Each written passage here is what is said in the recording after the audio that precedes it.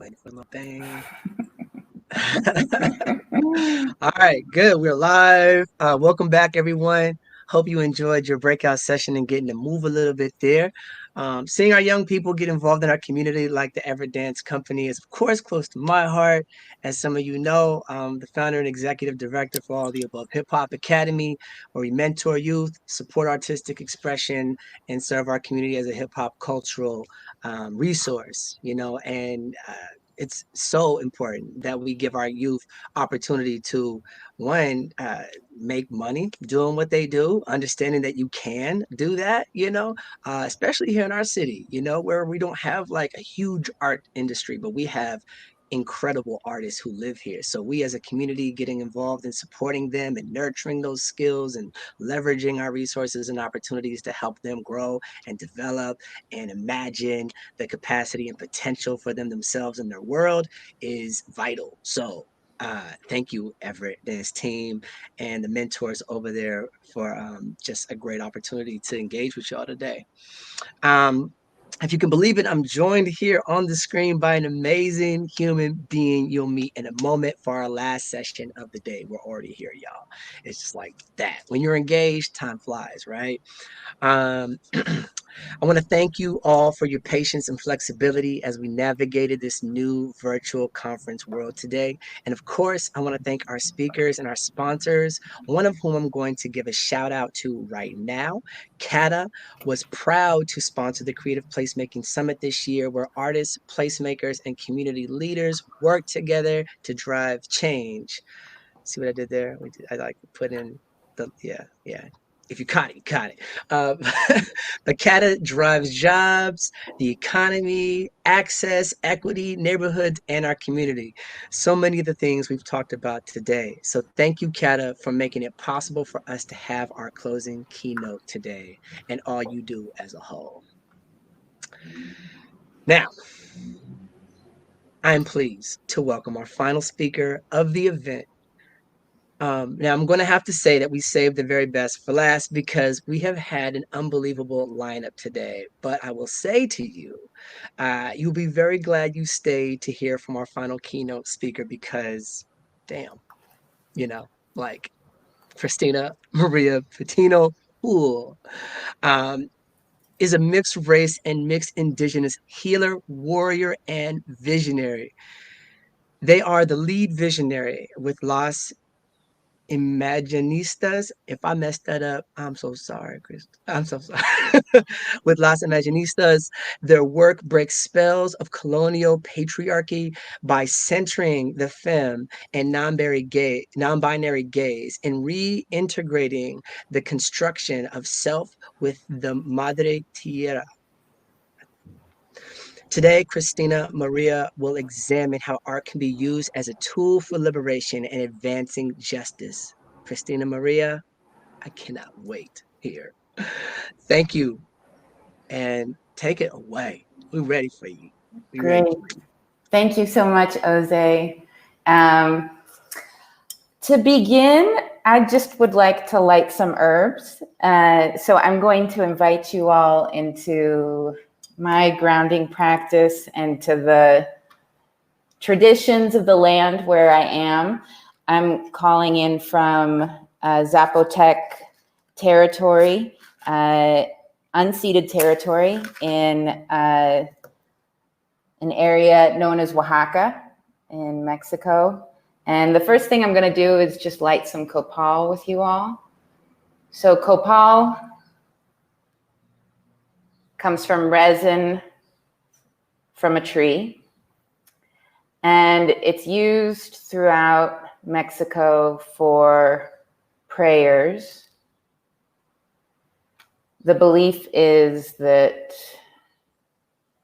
with the smoke of the copal, your prayers and intentions are lifted up to the ancestors and the spirit realm so that they can be carried out by people and beings beyond yourself. And I think this is really a brilliant way to think about prayer and intention, because we can't do anything alone. And not only can we not do anything alone, we can't do anything only with the human. We can't do anything only in the now. We require all the spirit realms across all the times to figure out how to get free right now and to break the spells that are causing oppression. So I'm not just going to light some copal for us today. I'm also going to light a series of herbs that a local curandera gave to me here. So the first thing I'm doing is lighting some vegetable carbon. And this was given to me from a healer I met here at the local market. So you can see I have the carbon in this little ceramic holder. I'm going to put this herb mix on it. I'm going to get us all herb light lit up for today and for our intentions that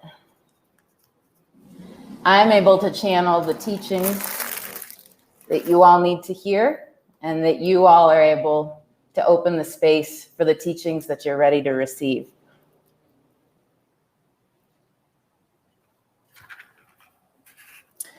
Okay, so we have our herbs here. I'm going to let these burn with us throughout our process and our copal.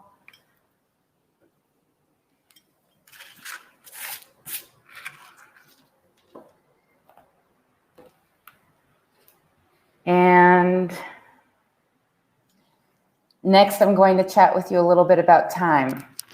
So today is 13 Baktun, 0 Katun, 7 Tun, 16 Uinal, and 14 Kin.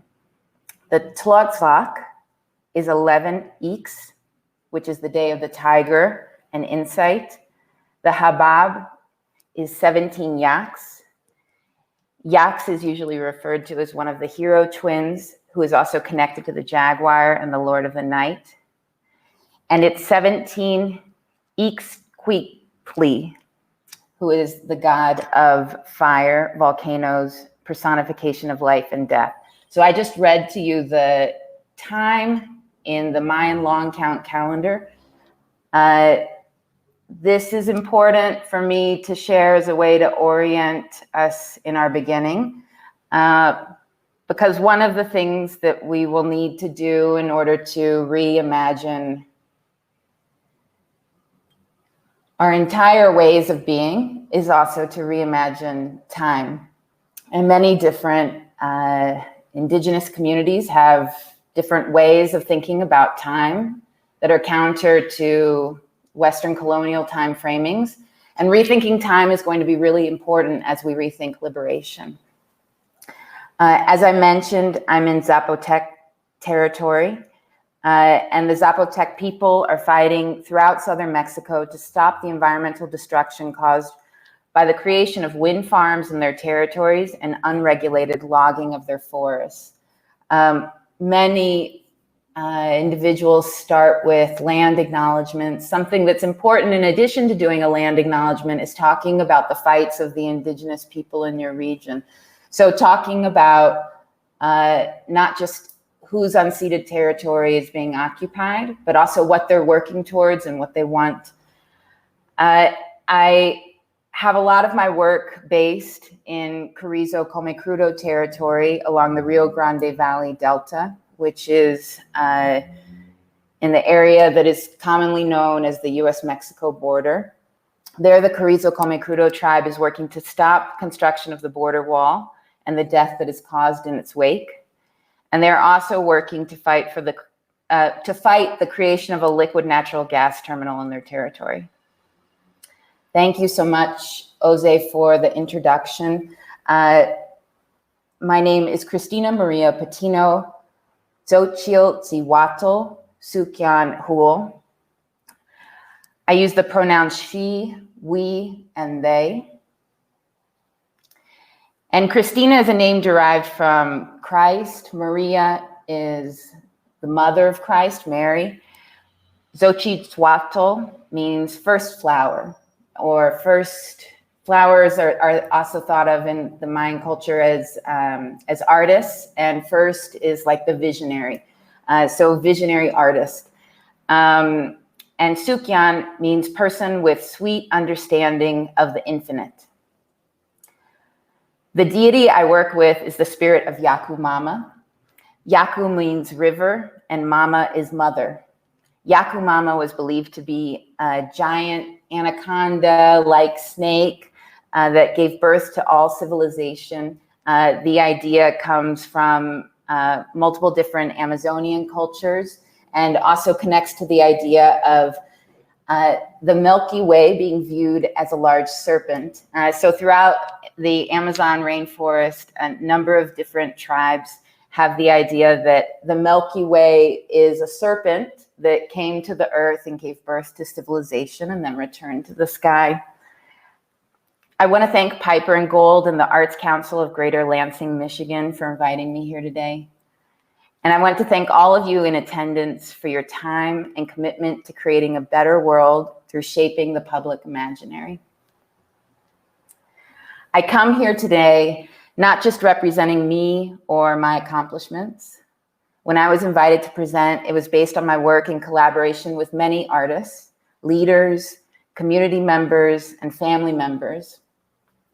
I want to call, actually, before I call in their names, I want to also say it's based on some of the folks whose names I'm about to name, but it's also, my work is based on the knowns, like the people that I know, and then the unknowns, the people who have helped me, who I don't even know how they've helped me, but they've helped me to arrive here today. So some of those people's names I don't know. And then there are also the known unknowns. Like I will name some trees today who I feel like have helped me. I don't know their names yet, so I can't name them by name, but I'll make reference to them. So some of the names of the people who have helped me get here today are Colonel Ample Saldago, Ruben Garza, Nancy Guevara, Celeste de Luna, Bede Cruz, Flora Patino, Lucille Houle, Rosemary Patino, Thomas Houle, Ivani Feligia, and Lee Gaiman Jones. I also want to call upon and thank my family in nature, the trees in Llano Park that I visit a few times a week and meditate with, the trees in the Amazon that saved my life, the Thule tree that reminds me of my current life practice, and the trees near San Sebastian and the Zocalo that are waiting for the day that they can get free. I also want to call upon and thank Grandmother Water, who lives in my body, who gives me life, who moves energy and connects me to the stars. And I want to call upon and thank Grandfather Bear, Sister Jaguar, Mother Serpent, and Spirit Eagle.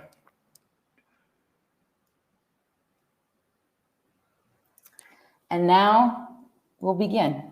We've already begun. So I thought to orient us, I could show you 5 minutes briefly of some of the work that we've done as Las Imaginistas.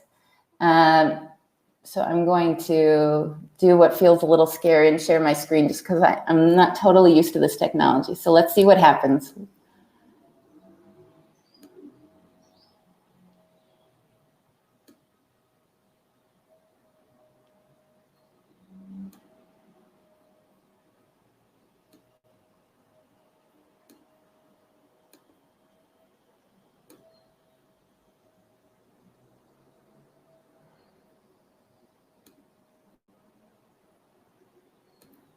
How does the border wall impact our consciousness? How does the architecture in a space impact my perception of myself? And how does it also dictate to me what I think is possible and what I think is not possible? The history of the region is very much framed around the colonizer, and it ignores and erases everything that comes before.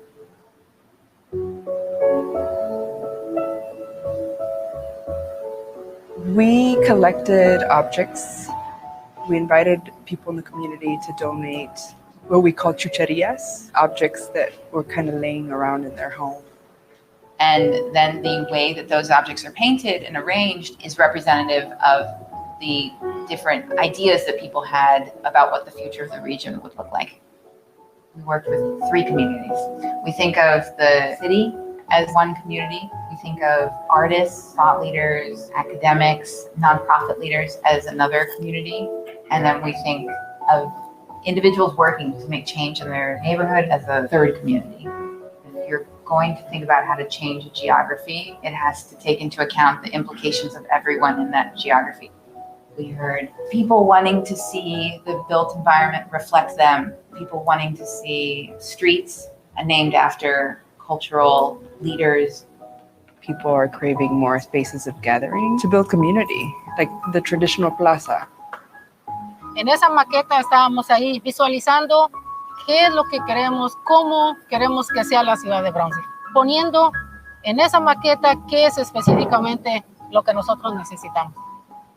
What we heard from residents was that they wanted to have more opportunities for ideas and people to move back and forth between the two sides. You can see we have many different bridges where people can cross freely from one country to the other. This is a currently vacant building, and one of the things that we imagined was that this would be a mixed income housing space. It's not just imagining, it's imagining and action. It's imagining and change. It's imagining and reimagining. Asking the question of how do they want to respond? How do we want to respond? ¿Listos, soñadores? ¿Quiénes somos? Somos dueños. ¿Dueños de qué? Nuestros sueños. ¿Quiénes somos? Somos dueños. ¿Dueños de qué? Nuestros sueños. ¿Quiénes somos? Somos dueños. ¿Dueños de qué? Nuestros sueños. ¿Qué queremos? En realidad nosotros cuando llegamos a este país, llegamos con muchos sueños. Muchos de nosotros llegamos solo con lo que traíamos puesto.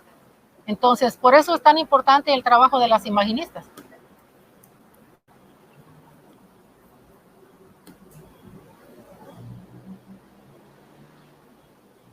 Now, I'm going to stop sharing my screen. Okay, that worked. That was fairly smooth. So that's just a little bit to help orient around the sorts of ways that we work. And before I continue, I just wanted to say a little bit about the history and context of creative placemaking. Creative placemaking is experiencing kind of a surge in popularity right now, which is really exciting and interesting. And I thought it might be useful to provide a little bit of background. So many of you probably know already that that term creative placemaking became popularized by the National Endowment for the Arts. And the narrative around that is largely that there was a need for additional funding, that there was a cut in money for the National Endowment for the Arts, and that there became a desire to seek out how can we continue to fund artists, art practices through other fields, and how can we make other fields see the arts as relevant. And of course, as many of you probably know, the principles and practices of creative placemaking were not invented in the last 20 years. Many different cultures and communities throughout the world and across time have been practicing how art can be relevant to the public, how art can advance justice and social change prior to the term creative placemaking. One of the things that distinguishes, though, creative placemaking, actually, to continue on that idea very briefly, is that there's something inherent to the concept of creative placemaking in its legacy and its history, which is important to recognize and hold in our mind's eye, which is that some of the origins of this concept come from the idea of seeking funding for the arts. And so when we're thinking about equity and justice and the advancement of these concepts in place-based art making, we also have to think about the legacy of the framing of how this idea of creative placemaking came into being, and then what are the infrastructures that those systems are working to support. So if the system of creative placemaking is inherently organized around moving capital, then there are going to be energies that are going to ultimately be accountable to capital as opposed to justice or as opposed to equity. A lot of the history of creative placemaking comes from people who have done work in economic development and using art as a tool for advancing economic development in small towns.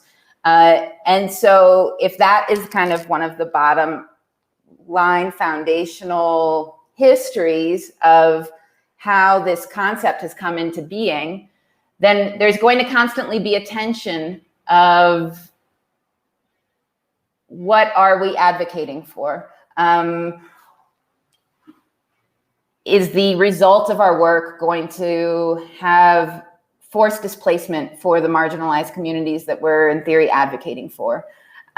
So I just wanted to call that into the space a little bit, because I know that's very much the focus of today's work. And I wanted to name that creative placemaking as a term has become so important for us being able to have a new and shared dialogue on what is art and how is art relevant and how can art be useful, and also bringing new people into the conversation.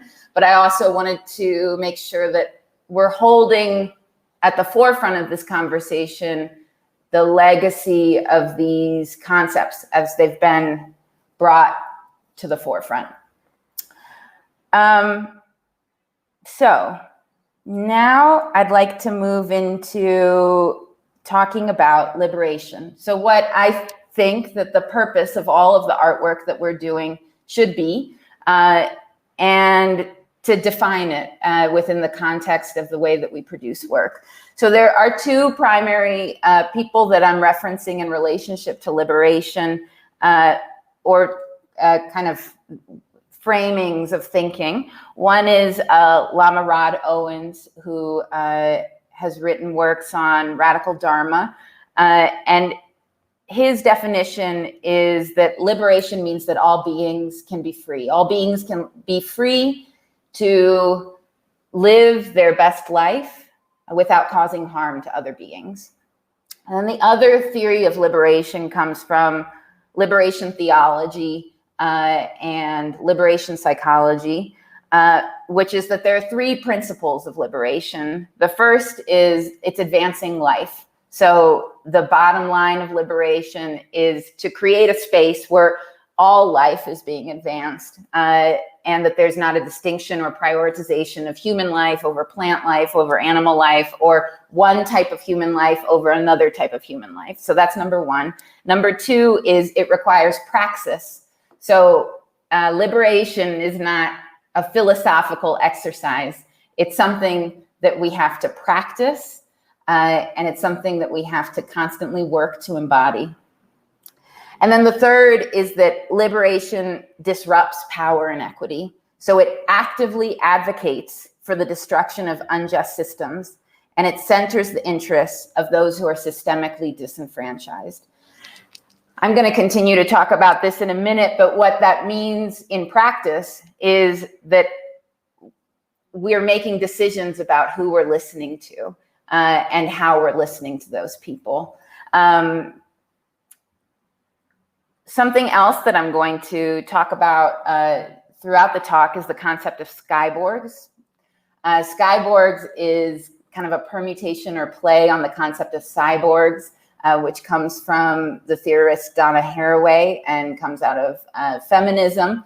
That word cyborgs as a way of kind of like merging two ways of being in order to fight systemic systems of oppression.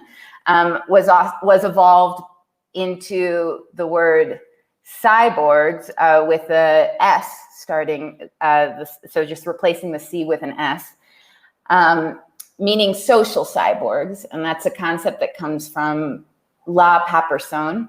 And that idea is that cyborgs have to work in community in order to create liberation, that we're not just going to be individual beings making liberation, but we have to be working together within the systems that created our oppression to dismantle them. And then the final permutation of that spelling adds a K. And I'll share a slide with this in a minute so that you can track the differences in the spelling. But it's SKYBORGS. And Skyborgs with a K is something that we as Imaginistas have been playing with. So it uses the word sky, like cielo, like above us, and then borgs. And this is the idea that we have to re-merge with nature and with each other in order to survive. Okay, now I'll show you some visuals so that you can get a sense of these concepts. I'm gonna go back to sharing. Again, a little bit scary, slightly less scary this time, doing it again.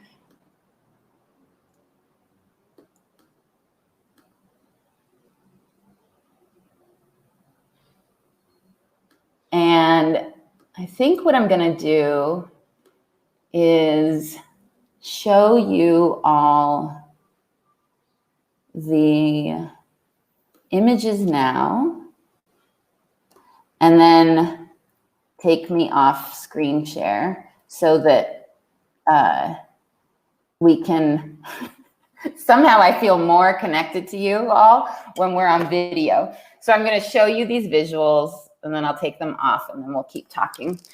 So this is the spelling of Skyborg that I was referencing. And there are 3 types of Skyborgs that we're advocating for, or 3 ways of kind of framings of embodying Skyborgs that we're thinking about. One is merging with the natural. The other is merging with the spiritual. And then the third is merging with the social. So that'll be thematic as we're talking. And then the next thing I'm going to talk about after that, or actually that I'm about to jump into right now, is why we need to reprogram. Like, what are the fundamental problems that we're dealing with right now that we're going to need to attack through our cultural reframing? And this I divide into 4 different categories: sex, money, the nation state, and nature. So I'll get to that in a minute. And then those four things that we need to reprogram get manifested in this cycle of what I'm calling here is the problem, which is knowledge, meaning, and self. This is kind of how we make sense of the world. We have our sense of self, which is developed from what we think of as knowledge. What we think of as knowledge produces our way of making meaning of the world. And then those 2 things produce our sense of self. So this is kind of a loop that by changing the public imaginary, we're creating an intervention within. So we're advocating for cultural change as a way to break this loop cycle. Actually, to return to this for just a second, the implication here being that until we change how we make meaning of things, until we change what we consider to be fundamental knowledge, what we consider to be fundamental truths, we're never going to change our sense of self. We're never going to change our behavior. We're never going to change how we address or approach problems communally, and the problems will continue to perpetuate itself. So these are kind of the points at which there's vulnerability or tension where we can create intervention.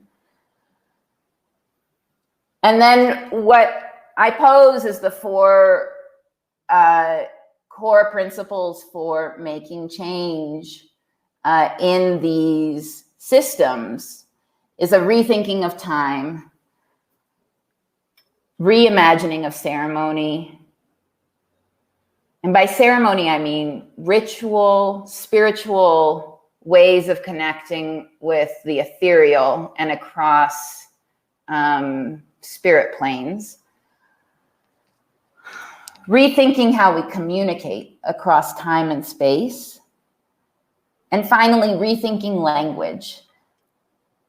Thinking about what our shared language for liberation is. Because without ways to articulate our ideas, we're going to continue to cycle through the same loops that we just saw on the previous slide of meaning, self, and knowledge. Okay, so now I'm going to stop sharing again.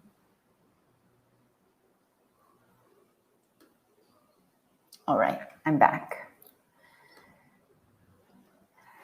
So now I'm going to go back to the things that we need to reprogram. First is sex.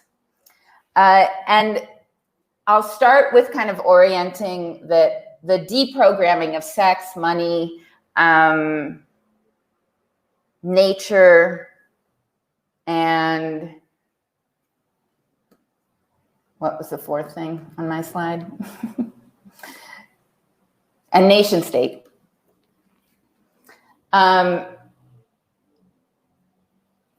This idea comes from a few different theorists. The one I'm going to reference here is Catherine Youssef in her book, Billion Black Anthropocenes or None. It's also referenced in The History of the World of Seven Cheap Things. But the idea is essentially that as industrialization happened, there was, and as colonialization happened, there was a separation of identity from the earth. So there was an incentive to, in that separation of earth, from the earth, to focus on the singular, and through that focusing on the singular, to create a number of hierarchies that have resulted in hierarchies of race, hierarchies of wealth, hierarchies of gender, hierarchies of sexual orientation, and that this ultimately comes from a mentality of extraction. So if we view the individual as, if we view the person as an individual, so if I view myself as just my body, and if I view myself as being kind of limited by my skin, and if that's how I view my sense of being, well, that's a falsehood, because I don't exist by myself. I require water, I require food, I require my plant friends for oxygen, and I require the social. I require a parent or two. I require grandparents. I require, in the case of some sort of natural disaster, I would require my social infrastructure in order to survive. So we are inherently communal beings, and my ability to define myself is accurately requires my understanding of my interconnectivity and to the social, and also my interconnectivity to the natural. During industrialization, there was a separation of these things, which created a hierarchy of individuals that resulted in genocide, that resulted in slavery, that resulted in the hierarchy of genders, the division of labor, the hierarchy of labor, the idea that domestic labor is not labor, the idea that caring for a child is not labor, even though it's actually required for survival. So that's kind of the primary orientation of those four things that I'm labeling as problems. And to zoom in a little bit more closely on sex, I want to name, kind of as we were talking about a little bit earlier, in the idea of liberation, and liberation really meaning centering those who have been historically and systemically disenfranchised. The work of the Imaginistas is really to center the voices of femme and non-binary folks. And one of the things that we advocate for right now is decentering the phallic. So this means really centering women leadership, really centering non-binary and queer leadership, and thinking about this as an issue of cosmic rebalancing.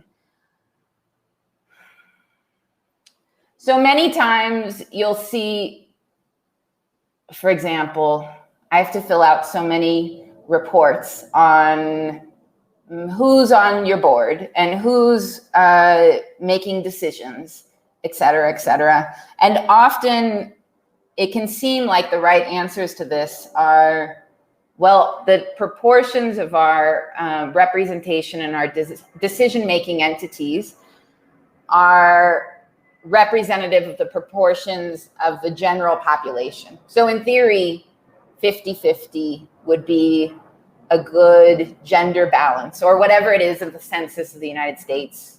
And I think it's more like 51-49 or something like this. But what we're saying is that cosmically and systemically, the voices of women have been underrepresented for centuries. The voices of queer and non-binary folk have been suppressed violently for centuries. And it's time to center and respect that knowledge, and placing kind of like a everything is normal mentality to the numbers is going to set us up for continued failure because the scales of power are not balanced. So in those systems, for example, if we had 50-50 men, women, and some percentage of queer folks, those who have held power before will most likely continue to perpetuate their power in those circles. So what we advocate for is completely rebalancing, like thinking from the cosmic level, how to rebalance those numbers. But then also as we include men, and I'll talk in a moment about the idea of abolishing the concept of man. But if we do include those folks, that it's really said from the beginning that the purpose of them in the space is to center the knowledges that have been oppressed, and really framing everything in that way. I attended a class a few years ago on critical race theory. And on the first day, the teacher said, white supremacy is real, it's active, and it's embodied in every social circumstance that we confront today. And if you can't get on board with that, then you need to not be in this class, because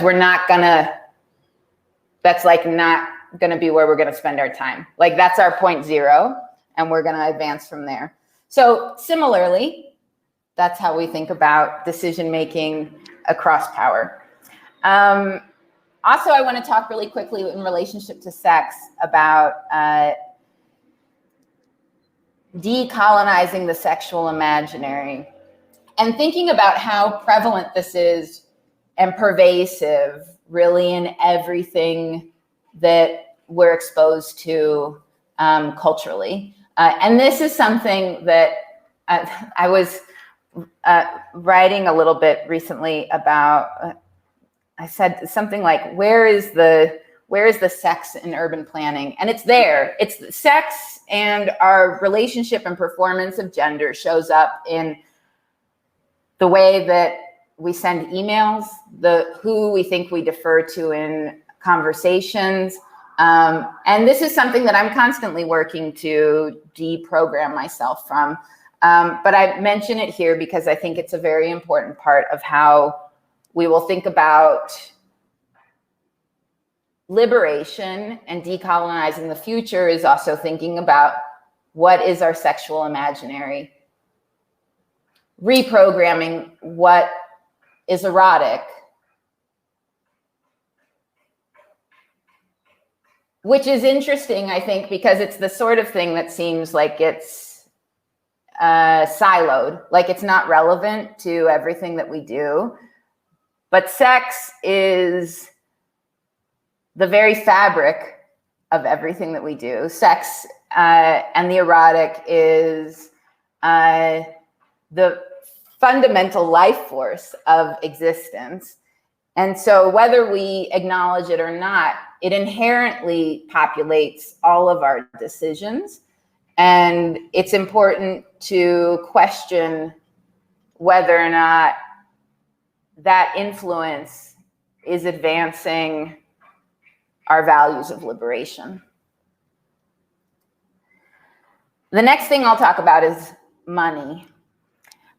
And I'm realizing I have a lot more to say than I thought I had to say. I just want to like quick side note that I was like, gosh, it's so great to talk for an hour, and I'll write some things and I hope it goes on for an hour. And now I'm like, I think I have 2 or 3 hours of things to share with you all. So maybe we'll only get to like the first 2 slides of what I showed you all, but I feel confident with our herbs continuing to send smoke and prayers to the ancestors, that I'm sharing the pieces that you're supposed to hear, and that you'll take away what you're supposed to take away.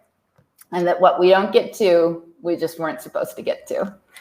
So, money and labor. Labor is really something that we want to abolish as a concept. If you look at indigenous cultures, I'm thinking particularly of the Archwar in the Amazon, there's not a distinction between labor now, no labor now. And what I mean by that is, in the Western world, we clock in. It's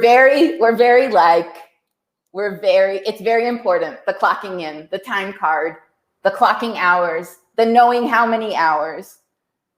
There's tension.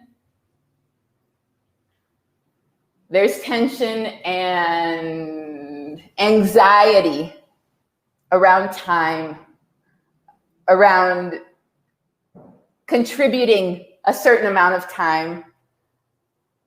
It's the entire way that capitalism is structured. Maybe not the entire way, but it's a core principle. Time, our understanding of time, is integrally intertwined with money.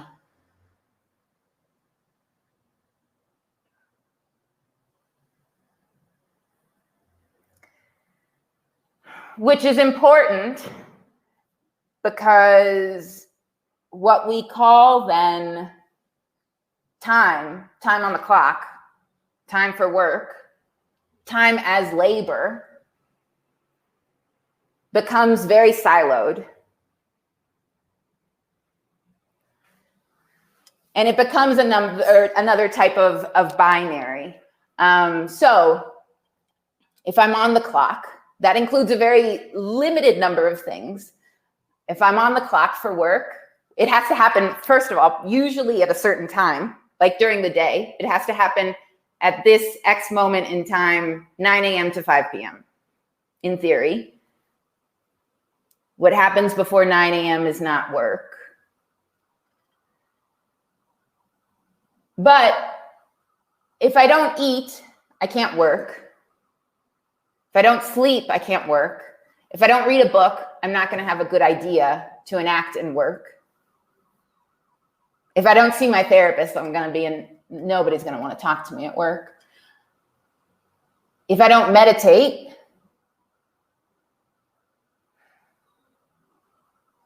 I'm not going to act with intention at work. So, isn't that all work? And who is the work for? Who is the work for? If our bottom line is to create liberation, then everything really should be oriented around liberation.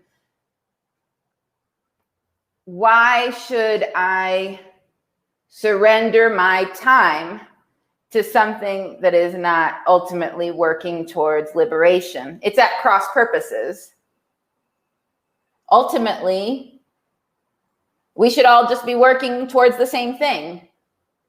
And this is kind of this indigenous concept of, or why there's no concept in the archoir of labor. If you're going out to hunt for a monkey to feed your family, well, that's part of communal survival. But no one's tracking how long you spent looking for the monkey.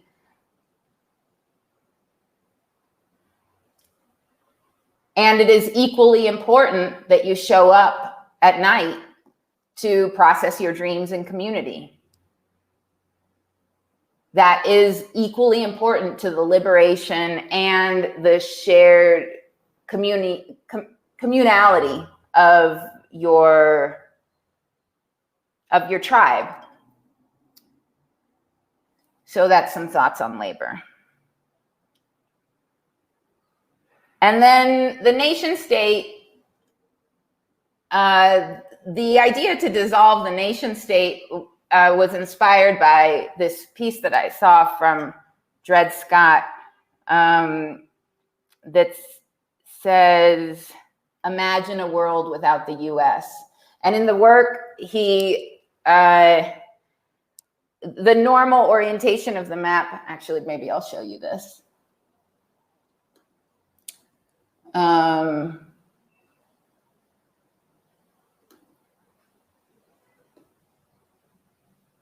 I don't have Dred Scott's piece, but what I can show you is another map orientation, just to get to the idea of what it means to remap, in essence. Enter slideshow. So, you know, if I were to describe this map and try and get someone to imagine it, I would say, imagine the map of the world upside down. But of course, this isn't upside down. There is no right side up. And you could definitely argue that this is the more correct map as opposed to the way that we normally view it. And that orientation of what we consider the global north on top is a way of prioritizing and uplifting certain types of knowledge and then pushing other types of knowledge to the bottom. Something that is so beautiful that's been really exciting to me to learn more about recently is cultural astronomy and how there are certain stars and certain parts of the Milky Way that you can only view from the southern hemisphere, which means, I'm going to stop my screen share because I want to look you all in the eyes as I'm saying this, which means that if we are to totally understand our place in the universe, it means integrating knowledge from the global south with the global north. And the global south knowledge has been systemically and historically oppressed for centuries. So similarly to this idea of like, what does it mean to recenter women knowledge that's been kind of thrown out of balance? You know, that one type of knowledge, one type of world making has been really prioritized for centuries. It's important for us to think about how do we rebalance our ways of meaning making with communities that are outside of the global north. So in the project that we're working on right now called Borders Like Water, we're reimagining what the nation state means.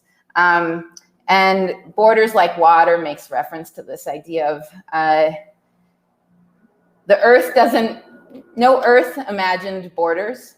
I'll share one more image here. which is of an artist called Grasshopper Maps.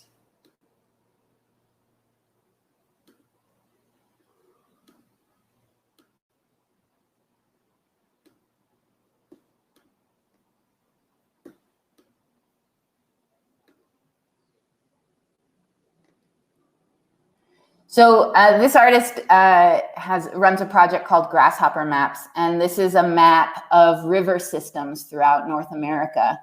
And I love this map because it shows, I mean, there are no country borders, there are no state borders. It shows that these systems of division are entirely fictional. I mean, they're fictionals that have been turned into realities with real impacts. But these concepts are based on imaginaries. So that's what I'll say for now on knowledge systems. And then I think the last thing I'll close with here with regards to problems is the idea of animal and nature, and the idea that nature and animal are separate. So I talked a little bit about that earlier in the concept of dividing the self from the natural. But this has also been really a core logic of racial hierarchies and racial oppression. The idea that one race is more human than another race. One race is more animal than another race. And I want to call into the space the author Af Ko, who wrote a book, Racism is Zoological Witchcraft, which I think is brilliant. And she pulls on a lot of really wonderful people and theorists, and I highly recommend it.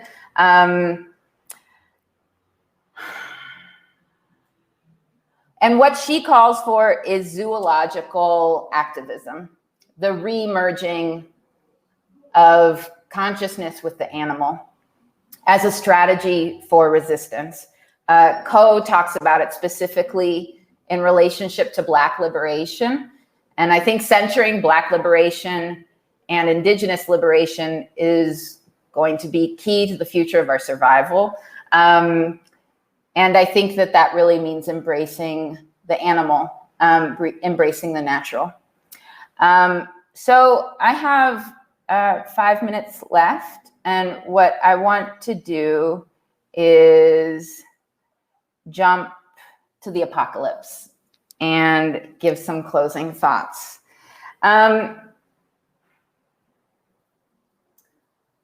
So I'll just start this last kind of closing moment with a story, which is that I had been hearing language of the apocalypse about a year ago from Adrienne Marie Brown and from Lama Rod Owens, and was starting to think about what does that mean? Like, they weren't talking about it metaphorically. They were like, the apocalypse is coming, and what does that look like? How are we going to prepare?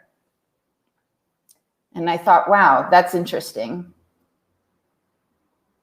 And then I started to think about it in relationship to our art practice, and was talking to a number of people about the apocalypse, and people thought it was fairly hyperbolic, and kind of were very dismissive.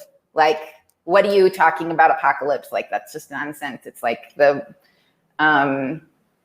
what's that phrase that people use for, oh, it's like a social justice warrior type thing.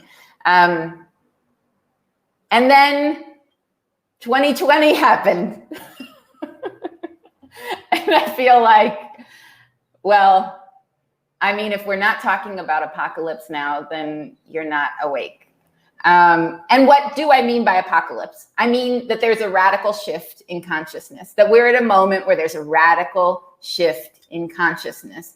And what are the ideas that we're going to assert forward in this moment? And I want to close with thinking about this, because I think this is really the task at hand, and this is really where this concept of cyborgs comes into play, is that I can't tell all of you how to reimagine your institutions. Like, I can't tell you how to reimagine your municipal government or your nonprofit or your gallery. But what I can tell you is that these systems will expire, and the right side of history is going to be advocating for liberation. So how are you going to consciously dissolve the things that are not working? How are you going to consciously let go of the systems that you're participating in that are perpetuating inequity? Like, whether you're advocating for them or not is not really relevant.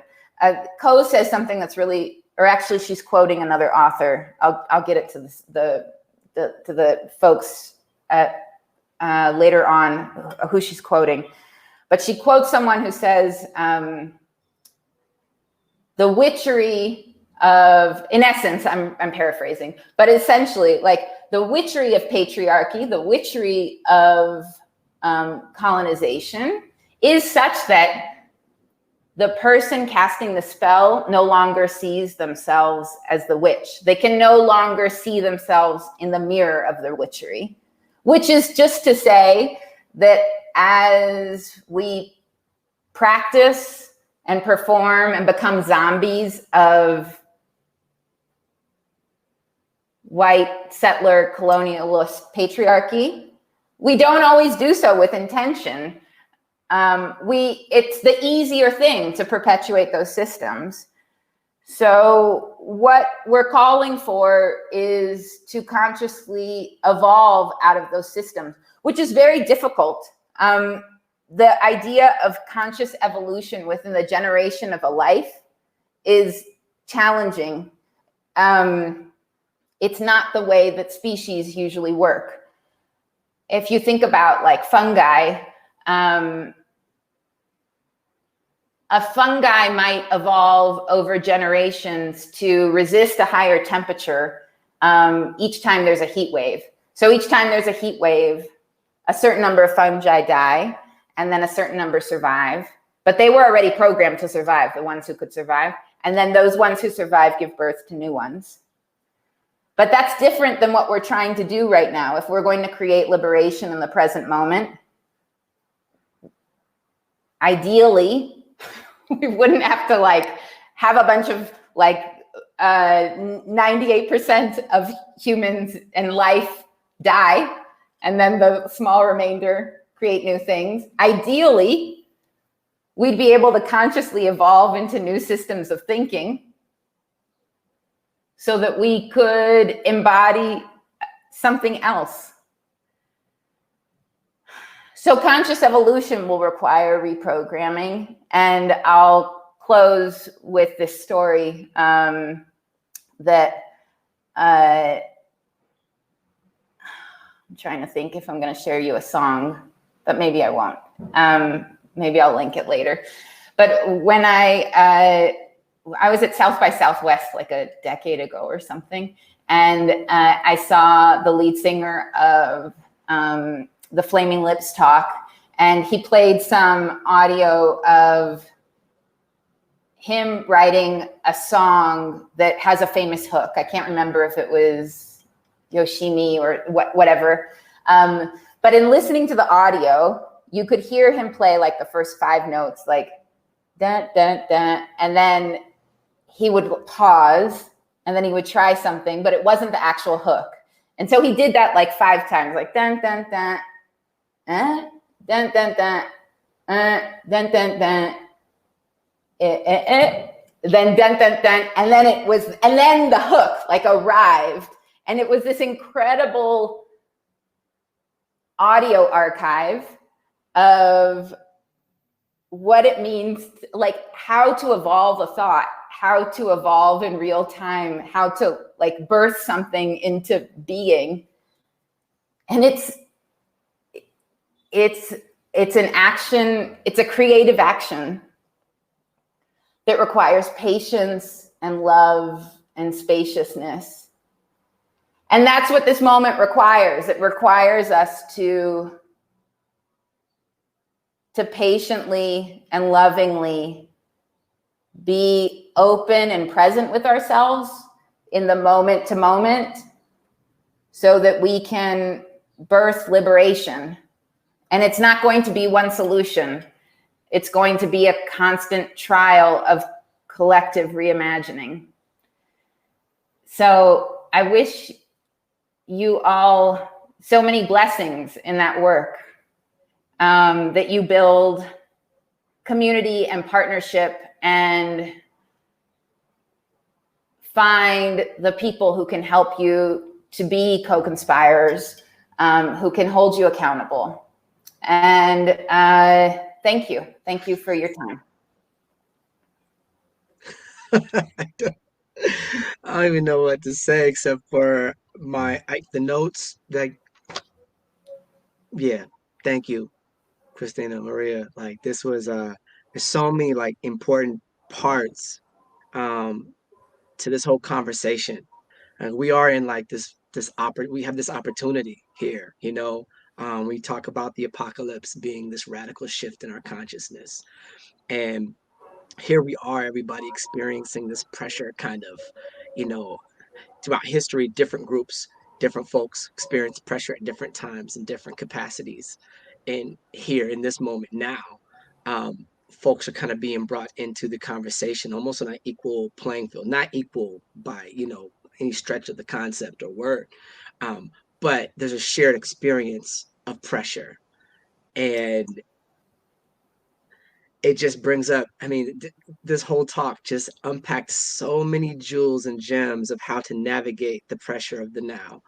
I think about Paulo and this concept of, you know, liberation being a collective effort. And a lot of times we think about it in the idea of people only, right? Like different people groups kind of collectively working together to liberate. But to add the element, the spiritual, you know, these higher consciousnesses, the history, the future, the now, the present, the land, the animals, the everything that makes up existence kind of working together, and the part that we play in shifting our consciousness to be able to bring about what we all know we need deeply, past the witchery that has deceived us. You know what I'm saying? When we look past those things, we know what we need and what we should have as a world. Um, but seeing past the witchcraft, as you explained, is just so incredibly deep and insightful. And I'm so I'm thankful for you. Thank you so much for dropping these gems today. Like, God, thank you. Thank you. Thank you so much. Thank you for having me. And yeah, it's been a gift to talk to you all. Y'all, I'm like like I'm vibrating at this moment. Like, you know, you feel it. Hopefully you feel it. I know we're connecting virtually, but hopefully you're catching and experiencing that same energy where you understand the capacity we have at this moment in time to leverage what we have to bring about the changes we need to see happen and think differently. Man, okay, let me get to the script here because all right. So yeah. Okay, so of course, well, joining me. Where's my friend at? Megan Martin, are you around? Joining me here, Megan. I'm gonna wait for you here because I need you here with me. Um, I'll wait a hot second and then I'll just continue. Oh, thank you again, ChristinaMaria. Thank you so much. Hello, Megan, my friend. How was your day? Like, we went on separate tracks. We were together a couple hours ago, a long time ago, and then we split, and now we're back. Yes. Oh, it Welcome was back. so good. It You was should, so I'm going to echo. I just saw Dawn comment something about yelling in her apartment. And I think I was doing a lot of this for in real, my for real. office, like, oh my gosh, yes, this snaps. Mm-hmm. Yes, there was a lot of that throughout the day. And there was a lot of things that I can definitely agree with you that there's a lot of changes and a lot of things coming that it's good to be thinking of reprogramming, and change is going to happen whether we want it or not. And we want to stay connected, and we want this connection that we have with each other to continue, and the magic that happens to continue. So how do we reimagine that? And how do we reimagine our spaces and our places and our institutions, and how we build our community? One of the beautiful things about our community, Lansing, is that there's so much magic here. There's so many mindful, thoughtful, creative, and powerful people kind of coexisting in this smaller size city, smaller space. And a lot of those movers, shakers, powerful people who wield these superpowers are here in these conversations right now. I'm seeing your names pop up over in the thread, and having access to this information and engaging in this kind of conversation, bringing these outside perspectives and thoughts from all over the world to our city to engage in the conversation and having access to that, it's just so empowering. And this is honestly one of the highlights of 2020 for me right now. Just imagining anything outside of doom and gloom. You feel me? Like I it's really been do. hard.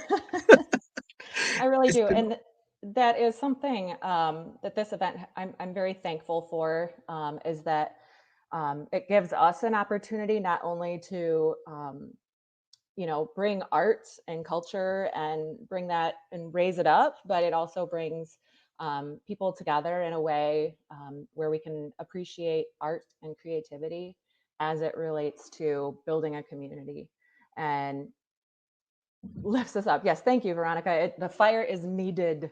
It builds yes. us up, and reinvigorates us to do these projects out in our community. So yeah, let's talk about our creatives. Yes, yes, because while this has been going on this whole time, and some of y'all have had the opportunity to check in and see what has been being created as the summit is going down. But we're also pleased to welcome to the main stage the woman who has been working away all day in our live art creation session. Most of you have seen the beautiful creation of artist Steph Hogan as it has come to life throughout the day. But now Steph is going to take a few minutes to discuss the meaning behind her piece today, her process, and other details about her work. So we'll wait for her to come into the space Oh here, gosh, I'm but so excited. so great. Steph is an Arts Council member and has been an Arts Night Out participant, and we just adore her and her work. Yeah. Yeah, I'm excited to see the interpretation of all that has been good today, done through visual art. Like I'm super hyped, so I can't wait for her to show up here and explain, take us through the journey of how it's come together. Hello, Steph. Hello. Hey. So I just want to thank everybody who popped in and watched what I was doing today. We had some really good conversations. I have a whole list of like future inspirations jotted down. So I want to, from start to finish, we started with nothing. We have a framed piece here that is completed, and I'm going to post pictures of this, of course, so you guys are going to see all the details, because I work in tiny, tiny details and it's hard to see on camera. But some of the inspirations that we talked about were favorite Lansing landmarks. Like we've got, this is a literal picture of the old Border Water and Light building downtown from a book about Lansing from the 70s. We've got the Capitol, obviously, and Boji Tower that are some favorite landmarks. Oh, this little guy, he's hard to see, but this is an elephant. And I loved him for two reasons, because I should have wrote down who gave these inspirations, but one of their favorite landmarks were the elephants that are on the bank building on the corner of, I think it's Washington and Michigan. And there's along the line of the building, there's some sort of like gargoyles, but they're elephants. And another one of my favorite things about Lansing is the world-class zoo that we have here. And we don't have elephants anymore, but we did when I was a little girl. So we've got our obligatory cat bus, because they chimed in that we definitely needed to include a bus. We had a poll whether we wanted paper airplanes or rockets in the artwork, and it was pretty tied, so we went with both. And also, someone mentioned they were really inspired by conversations about campfires and community in one of the other breakout sessions. And I loved the idea of campfires. I can totally, that resonates with me as someone who spent a lot of time building community around campfires. We've got our rivers featured, and this is a little hard to make out, but it is basically a patchwork quilt of farmland, because another thing about Lansing is it's such a diverse ecosystem. We've got everything from city streets to, a mile away there's farm fields and everything in between. So lots of little details here. I'll certainly share close-ups, but this is what you all helped me create today. That's so magical. Yeah. I love that so much. I got a question. So Yeah. the planets in orbit, is that a nod? Is that a nod to Lansing Facts with the Lastronauts? We'll say it is. No, I've always loved that Lastronauts term, because my mind just goes straight outer space all the time. A lot of my artwork features way too many planets in my skies. I couldn't get away from that, but I loved the idea of sort of building our ideal city on top of some of these planets. So yes, this is definitely where all of us Lastronauts are going to live. So amazing. I'm so glad you made that connection. Yeah, see, I got it right away, because I'm like, I know your style, right?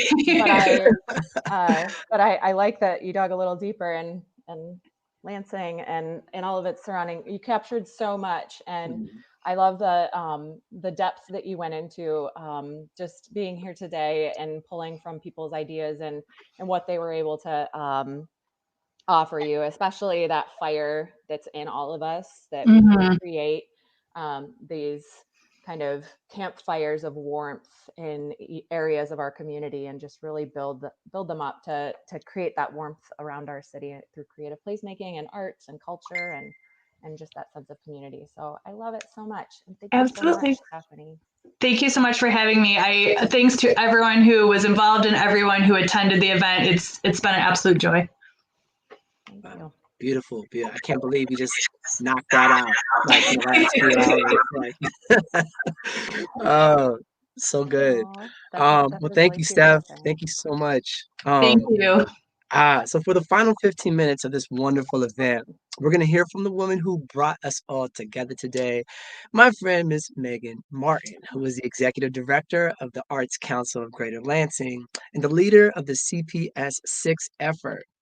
And while Megan is not a new face for many of us involved in the Arts Council, today is her first Creative Placemaking Summit as the Executive Director. Big. We are so grateful for your leadership, Megan, and support of arts in our community and me as an artist, us as artists.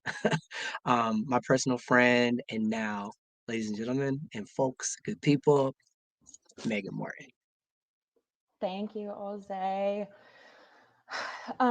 So I have a myriad of thank yous to hand out, and I will be very concise, because it's the end of our show here, and it's been quite a day, and there have been a lot of powerful things that we've had to say, and I want to make sure that you have time to digest it all before we move on with our days. So first, I want to thank Jose again for being an amazing MC. We were working in tandem a little bit today, so I want to thank him first and foremost for being our MC.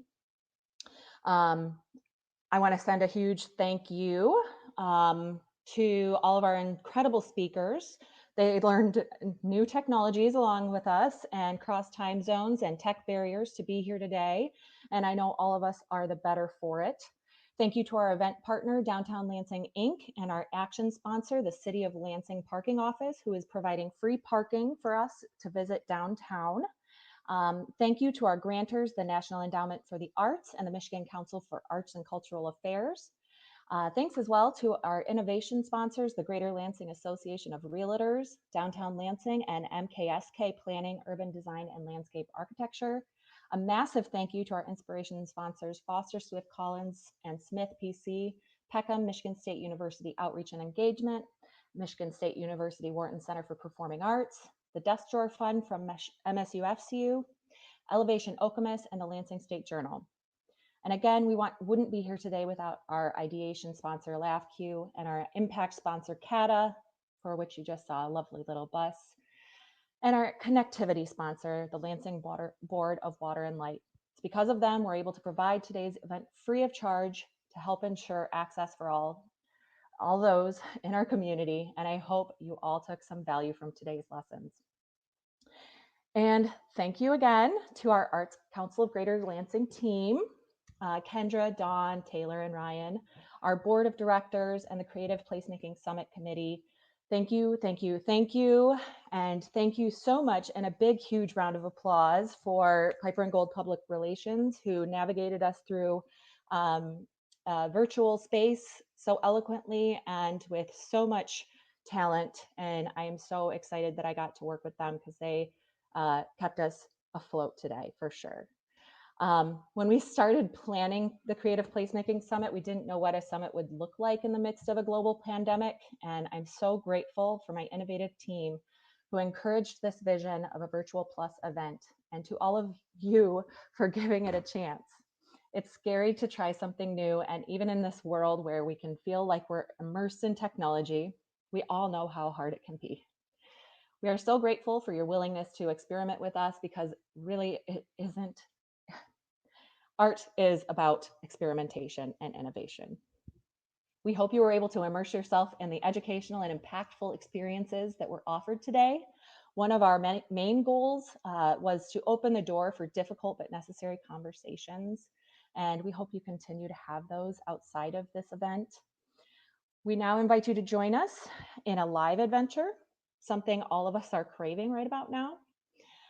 With the help of Creative Placemaking Summit partners Downtown Lansing, Inc., or DLI, presentations and opportunities to interact with art in a physically distanced way have been made available to all who are comfortable attending. Creative Placemaking has an innate way of connecting us, not only with our community, but with each other. You are free to join in on scheduled activities or choose your own path. Come downtown and see what we have planned for you. You can look for a schedule of and map of where you can go on lansingplacemakers.org. You can also find information on lansingarts.org to direct you there. And if you're not comfortable joining us face-to-face downtown, we understand. Some of our event organizers will be hosting a networking lounge focused on processing what you heard today and getting involved in meaningful ways in our community. So with that, we officially close our Virtual Plus portion of the Creative Placemaking, or the virtual portion of our Creative Placemaking Summit, and we couldn't have done it without all of you. We look forward to being a part of the meaningful change each of you will bring to Greater Lansing and beyond. Thank you so much, and have a wonderful afternoon.